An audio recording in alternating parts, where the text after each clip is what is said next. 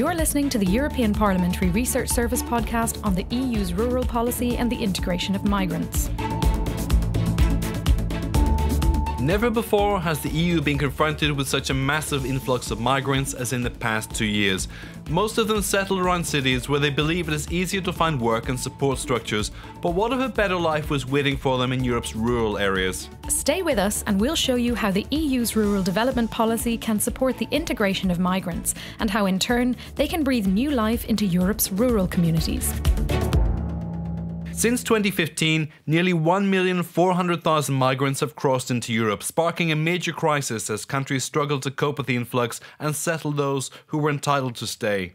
Although the majority come from Syria, Afghanistan and Iraq, migrants are not a homogeneous group, so there is no one-size-fits-all solution to help them integrate into their new surroundings. This is why in 2016, the European Commission came up with an action plan to support the integration of third country nationals and their economic and social contribution to the EU, highlighting the resources available from the European structural investment funds to help ensure they can find a house, a job or a school for their children. But opportunities are also available within the framework of the EU's rural development policy to help local communities integrate migrants arriving in rural areas. So what are the challenges? Well, the first challenge is to attract them to rural areas in the first place. The perception that it will be easier to find a job and a place to live in the city, as well as support structures such as language courses and social networks, acts as a magnet for migrants. But with adequate support, migration could give Europe's declining rural regions a new boost.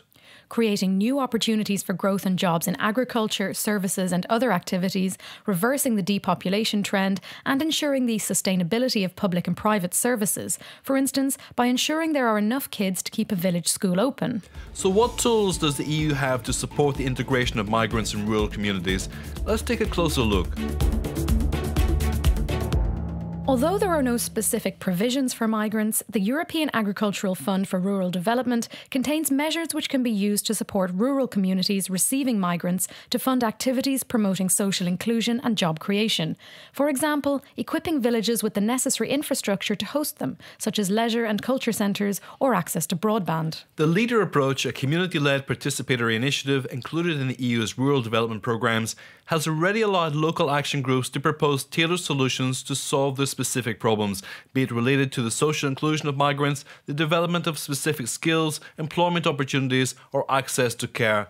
And although challenges may differ from one community to another, a great deal of learning can be done through sharing experiences and ideas, which is exactly what the European Network for Rural Development and the national rural networks aim to do, providing communication channels and platforms for discussion between local, regional and national actors. All in the spirit of finding win-win solutions to the benefit of the newly arrived migrants and the locals, and many communities are proving that this is possible. In Punkalaidun, for instance, in southwest Finland, migrants have given the town new life. With the support of a locally appointed integration coordinator, they've taken on jobs on decaying farms, in small businesses and in the services sector. They've provided local shops with new customers and rejuvenated an ageing population. The project was co-financed by the European Agricultural Fund for Rural Development under the LEADER approach, but other European funds, such as the Social Fund, can also be used in the case of projects with a larger social dimension. In Italy, for example, the Terre and Comuni project drew funds from both the social and the rural envelopes to integrate migrants in a rural area at risk of abandonment. And besides the various EU funds, member states and private sector foundations are also footing the bill for integration projects. But whatever the source of funding, all successful projects have one thing in common. They build on a comprehensive strategy for the integration of migrants into rural communities. What does this mean? Well, it means they think about the needs of migrants and the needs of the community and try to match them in a way that benefits both, through the engagement of the whole community, the development of training and job opportunities in the sectors which most need it, promoting the interaction of migrants with each other and with local authorities, community leaders, civil organisations.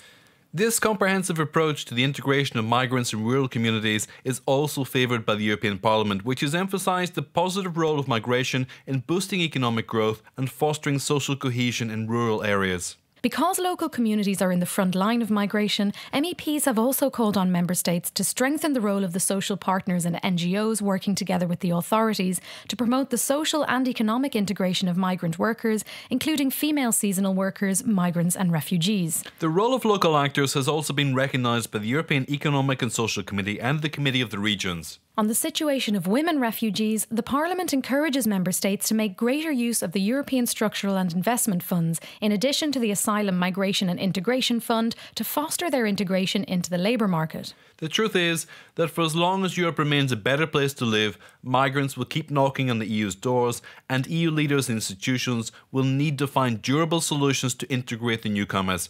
And for this, we'll need money. Indeed, in the framework of the mid-term review of the multi-annual financial framework, which lays down spending ceilings in different areas until 2020, the Commission proposed last year to increase EU funds to support the integration of migrants and to simplify rules to access these funds, including the modification of the rural development programmes to address the migration crisis. A degree of flexibility that, according to the Parliament, is very much needed to face up to the budgetary implications of the migration crisis.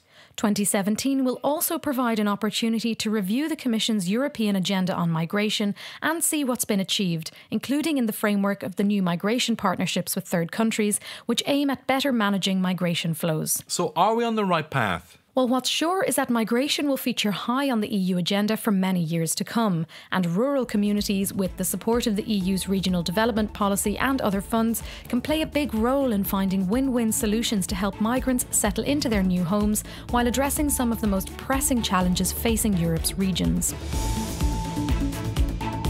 You're listening to the European Parliamentary Research Service podcasts.